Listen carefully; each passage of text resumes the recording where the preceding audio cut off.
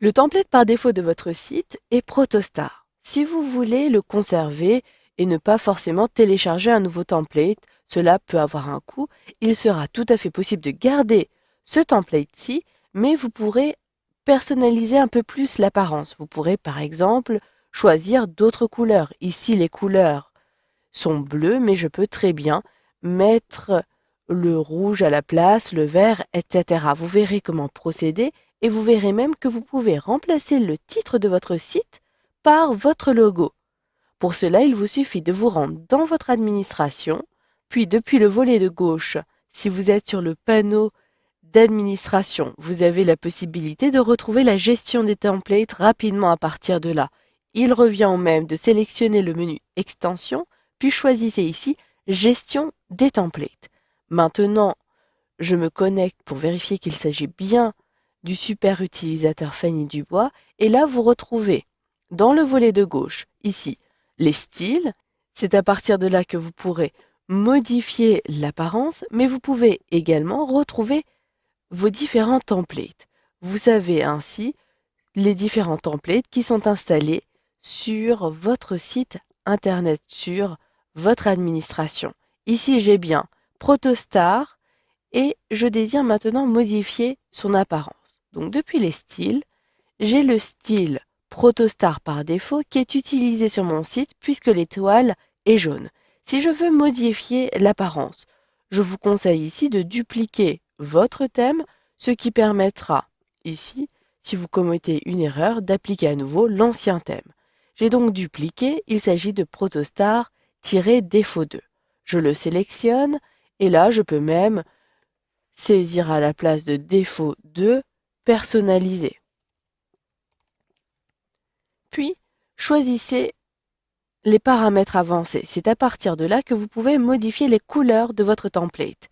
Cliquez ici au niveau de la couleur pour choisir la couleur que vous voulez appliquer. Il vous suffit d'utiliser la bande à droite pour choisir la couleur dominante, puis vous pouvez ici, vous le voyez, avoir une nuance différente pour votre site.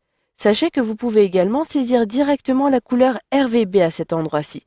Je sais que pour ma part, je désire avoir un rouge particulier.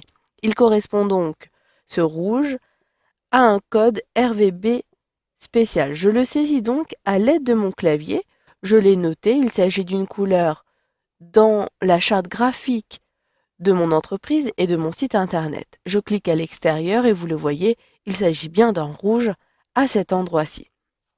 Pour la couleur du fond, vous pouvez procéder de la même façon. Je conserve pour ma part ce gris qui est assez agréable finalement à la vue et qui correspond parfaitement à ma charte graphique.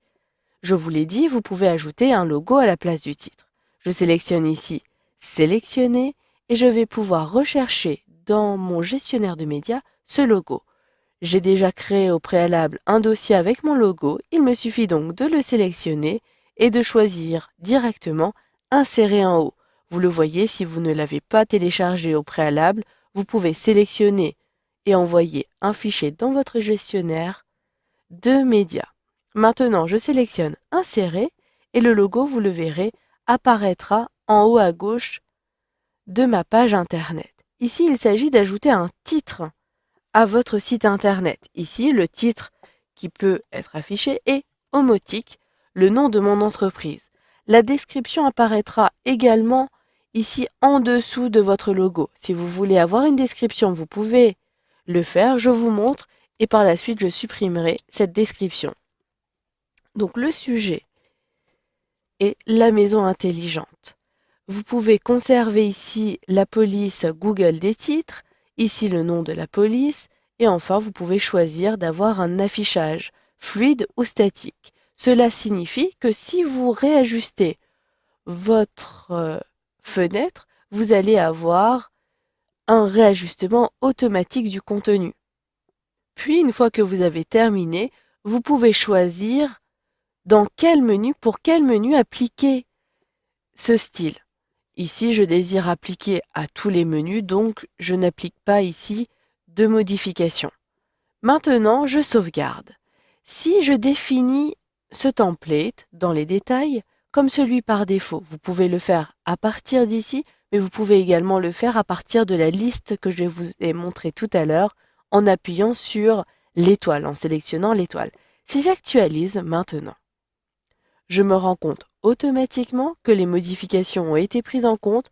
Je retrouve le rouge dominant, mon logo à la place du titre de mon site, Omotique, et j'ai surtout la description à cet endroit-ci.